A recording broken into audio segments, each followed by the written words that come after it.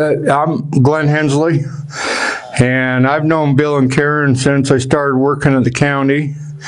And I was on Bill's truck a year after I started the county, and I worked with him. He's the one that got me quit smoking cigarettes, so that was one good thing. And then we decided to go fishing every summer while we were still working. We'd all take a week off from work and go fishing. And then after, we kept up going for a week at a time going fishing. But what I liked about Karen is, even after a week about fishing every day, and all of us coming in with our dirty clothes and that, she never criticized us. She always just treated us like we were just human beings. And I realized Bill was in the same spot, but I mean, there's some people you have to do it for, and there's some people you don't mind doing it. And she just always treated us with respect. I mean, everybody from my kids went with us at times. I got two boys that went, Craig, me, and then Rick, and everybody that's been out fishing with Bill, and even some of Bill's neighbors I've been, and then we'd go back, and at least once a week we'd have that fish fry at Karen's house. The other times we'd just stay for a half hour or so and say hi and then just leave. But at least once a week we'd have a nice big fish fry, and Karen would always fix some kind of greens with it, and maybe some fried potatoes or something like that. Always had corn on the cob, because me and Bill would stop somewhere and buy a dozen corn on the cob from somebody, and then go back but she always treated me with respect, and no matter how much, working on that garbage truck couldn't have smelled that great either. And there's times I went up there with Bill right after work, and in the middle of summer, fall, spring, she just always treated us with respect. So always welcomed in her house, never, always spent a lot of time with her, and always enjoyed her little talks, and always enjoyed being around her. And she just always treated us really good. I never had a bad thing to ever say about her. She did kick us out of her garden one time, which we thought was kind of funny, but we fought our way back in and got her back on our side, and we enjoyed, we spent a lot of time having lunches and dinners and breakfasts with them, and we've enjoyed it. And usually it's the six of us. I call ourselves the Geritol group, the six of us. It was me and Bill and Karen and Lynn and Carolyn and Tony, and usually, and then some people, every once in a while, Bill would have somebody come along, and sometimes Tony would have somebody come along, but for the most part, it was just the six of us always going out somewhere and having lunch. And up until about 3 years ago, we used to do it about once a month, but things change. Everybody starts getting up in age, and everybody starts. Bill's having a hard time getting around just as much as any of us other guys too right now. So, but no, Bill's as close to me, and Karen's as close to me. Bill is closer to me as any of my brothers. I've only got one brother, and he's as close, if not closer to me than my brother.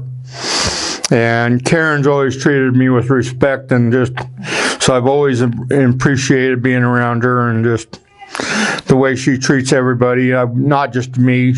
She treats everybody, the waitresses, and I've never heard her have a bad word about a meal, or even though I might have had to choke it down or whatever, but she never complained. And your dad, I know this was supposed to be about Karen, but your dad he's a godsend to me. I mean, as much as he's taken care of your mom, took care of Willie for so many years, and then turn around and try to take care of your mom for the rest. And you couldn't. That guy to me, he's a saint. I mean, I'm sorry. And I'll bet I've watched that thing with him and Willie about, I've got a copy of it Bill made for me, and I'll bet I've watched it 50 times. My father's son. Anyway, and I get choked up, and I see the pictures the kids put on Facebook, and I got a bunch of them in my phone now just to remember Willie and everybody. I got the one I just really cherish is, so one of you took a picture of Willie when we were first on the garbage trucks, and they put Willie in one of the side loaders over on the passenger side of a Diamond Rio, and Bill's out there, he's just sitting and that truck, you knew what it was, and it brings, that was clear back in the 70s, so, but anyway, always loved both of them, always loved Willie. I love you kids, the kids. They couldn't ask for better kids than you guys, and including you. I mean, Bill's got some of the best kids there ever was. And then you come along and you're just as important to him. And, I always asked about you when he used to tell me when you first got your spider webs on your brain or whatever, he let me know about it. And boy, I asked him almost every time I ever talked to him for months after. And I was so tickled pink finally hear that you don't have them anymore. So, but it always scared the dickens out of me because he was so close to you, and I guess everybody was worried at one point that it might, but I always followed him. Every time I ever talked to him after that, I asked, "How's your granddaughter?" So. Thank you, Glenn. All right. Well, I'll pass the mic on to her. And they'll take that if you just keep wearing it. It'll be fine. Huh? If you keep wearing it, she'll be able to. Okay, go ahead. What? If you're close to him, he'll pick up.